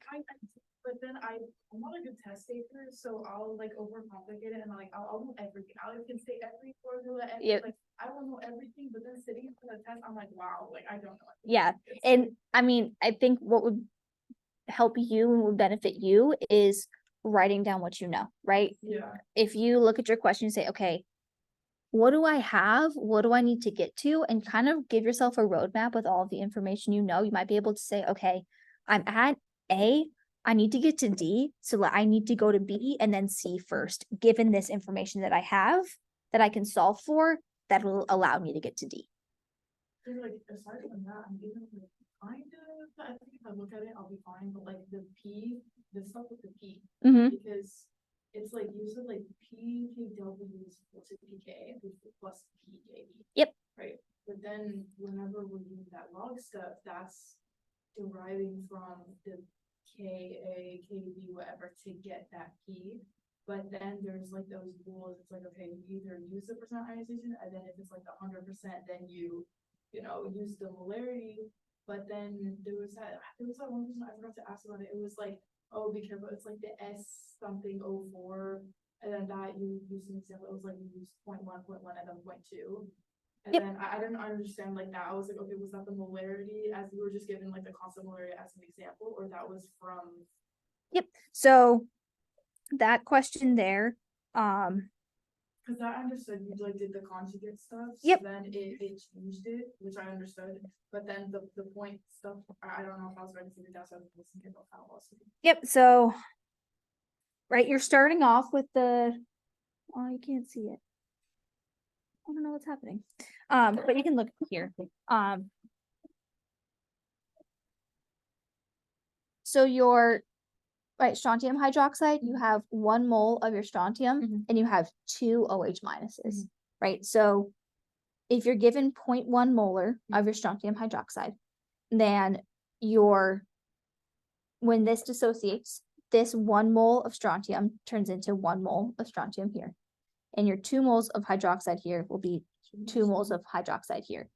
So if you have 0.1 mole, if we did That's the, molarity. of that's the molecule. molarity, Yeah. yep. If we have 0.1 molarity, Mhm. right, it's all in the same volume, so the volume would cancel out if you tried to switch it to moles. So if you have 0.1 molarity, then the 0.1 here would come to 0.1 here, Mhm. because you only have 1 to 1, Mhm. but you have 1 to 2. So So you're every, just multiplying the mole to the molarity? yes, you're Okay. multiplying the I don't know molarity if like to, you could do that, but okay. you can multiply the molarity to the molarity because you're in the same volume constant, you're in the same volume. So if you solve for moles, given the volume you have, did your molar concentration or did your molar It's just saying that fraction? it doubled basically. Yep, it's saying that it's doubled Okay. because for So- every one complex of strontium Mhm. hydroxide, you have 2 OH minus ions. Okay. And then for the ice table, what determines of like what you're solving for is determining of whether it's like the acid or the base. But then I think that's the problem. It's like if I don't know which one of these is the acid or the base, and the answer is like it's looking for like, the weak acid. The problem is like it's giving you weak acid. But then you have to identify which one of these is the acid to get your answer from it, to take that ionization or percent ionization or like that molarity 100%, whatever, to put it in. Cause like, what if the answer choices gives you two of either like could be correct, both of them, because one of them is like, oh, I thought that OH was the acid, but then actually like S whatever was the acid. So if we're looking at general acid dissociation, Mhm. right? HA is going to be your acid. H is in front, Mhm. it'll dissociate to H plus and A minus.